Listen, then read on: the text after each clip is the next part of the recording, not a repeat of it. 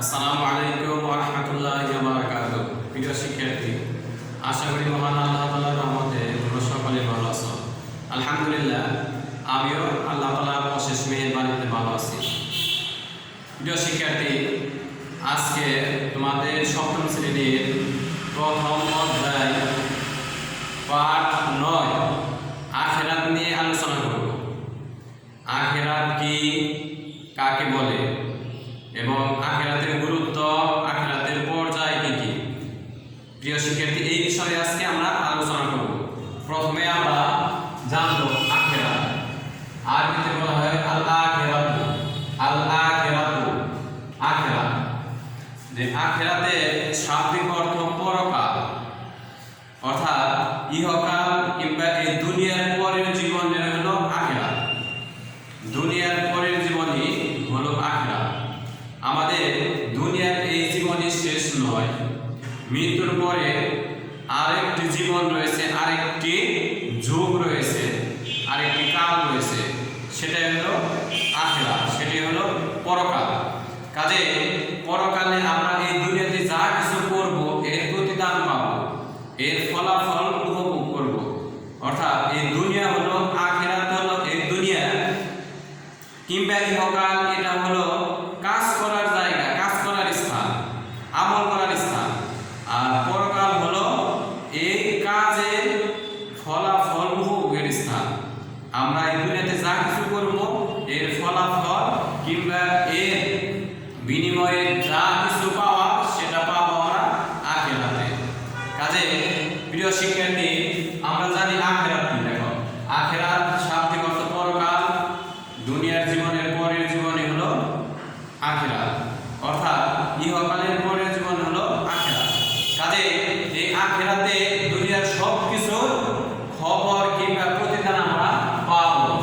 এবার আখিরাতের গুরুত্ব। আখিরাত নির্ধারিত এবং এটি নিঃসন্দেহে একটি অবস্থা, সেটি আমাদের বিশ্বাস করতে হবে।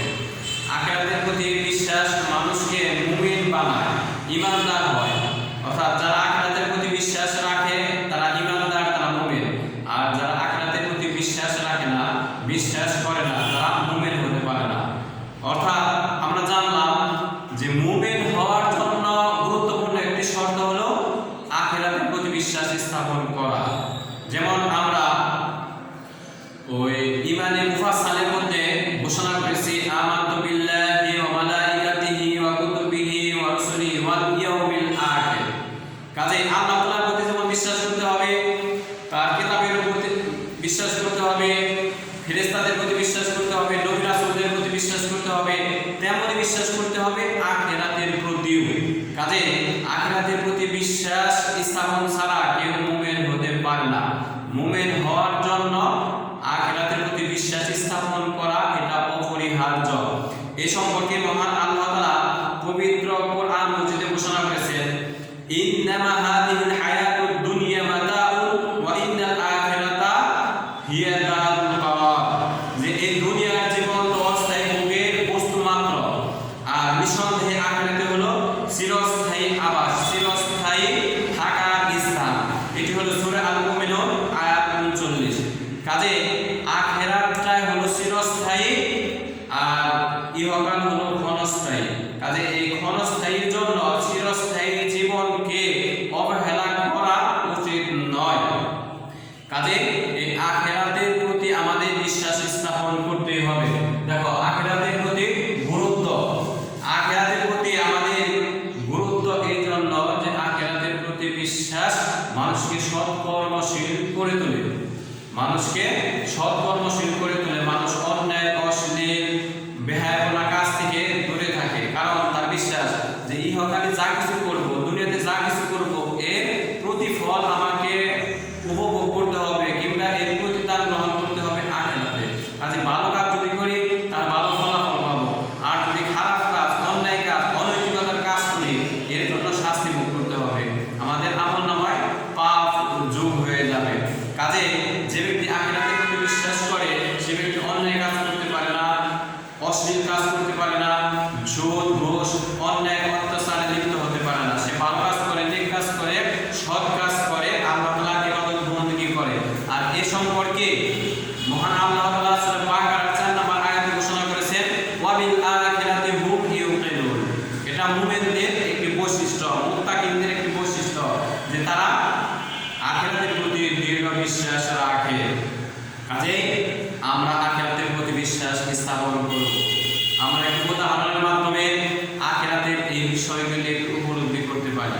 যেমন আমাদের এই দুনিয়াতে কৃষক যেমন কাজকর্ম করে, ফসল আবাদ করে তার জমিতে, যে ধান আবাদ করে সে ধানই ওই জমি থেকে নিয়ে আসতে পারে, যে সরিষা আবাদ করবে সে সরিষায় ওই জমি থেকে তুলে নিয়ে আসতে পারবে।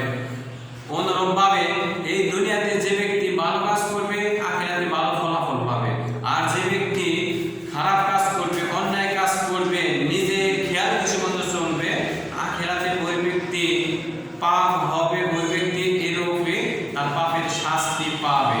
কাজে আখিরাতে ভালো কাজ যদি আমরা এই দুনিয়াতে করি আখিরাতে ভালো প্রতিদান পাবো, আর যদি খারাপ কাজ করি তাহলে আমাদের খারাপ প্রতিদান অর্থাৎ শাস্তির স্থান জাহান্নামে যেতে হবে। কাজে প্রিয় শিক্ষার্থী, আমরা আখিরাতের প্রতি বিশ্বাস স্থাপন করব এবং এই দুনিয়াতে ভালো ভালো কাজ করব যাতে আমরা আখিরাতে এর প্রতিদান পাই, যাতে এর প্রতিদান পেয়ে আমরা জান্নাতে যেতে পারি, জাহান্নাম থেকে নাজাত পেতে পারি। এই জন্য আমাদের ভালো ভালো কাজ করতে হবে। এই জন্য বলা হয়ে থাকে আর দুনিয়া মাসরাতুল আখিরা, দুনিয়াটা হলো আখিরাতের শস্য ক্ষেত্র। প্রিয় শিক্ষার্থী, এটি কিন্তু হাদিস নয়, বলা হয়ে থাকে, মানুষে বলে যে দুনিয়া আখিরাতের শস্য ক্ষেত্র। কাজে আমরা এই দুনিয়াতে যা কিছু করব এর ফল, এর ফসল পাবো আখিরাতে।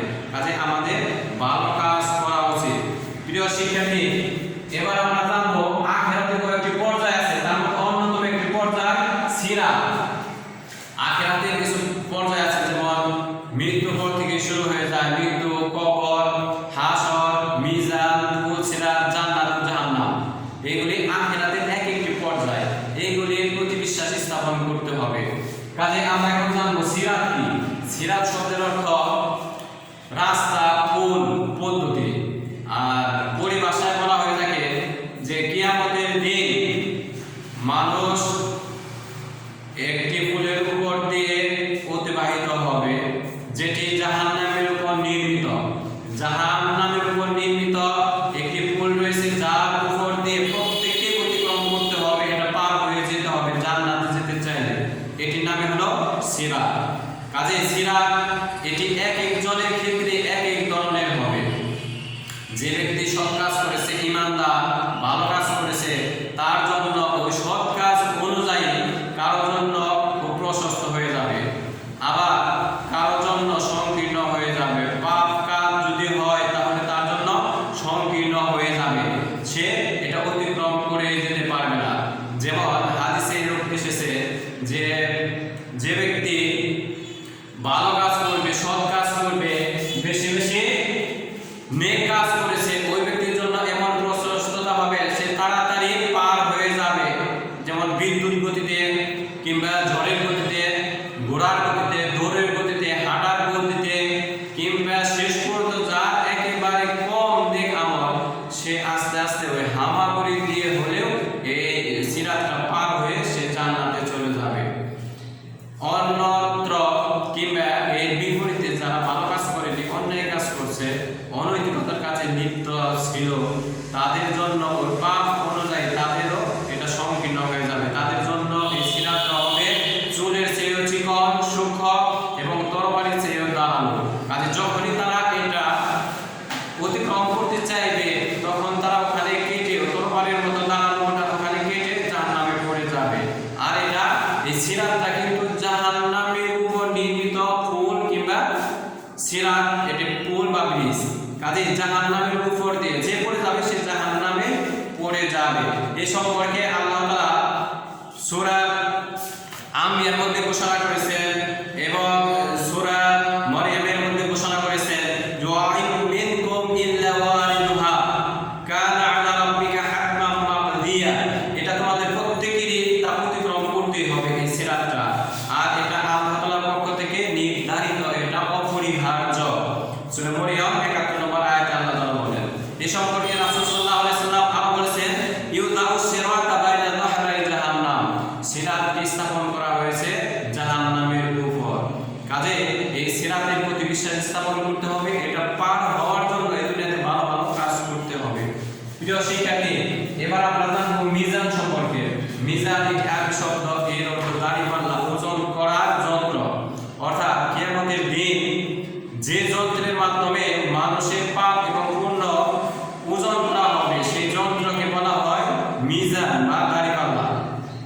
এই সম্পর্কে মহান আল্লাহ তাআলা ঘোষণা করেছেন, ফামান সাকুলাত মাওয়াজিনুহু ফাউলাইকা হুমুল মুফলিহুন ওয়া মান খাফফাত মাওয়াজিনুহু ফাউলাইকা আল্লাযিনা খাসিরু আনফুসাহুম ফি জাহান্নাম খালিদুন।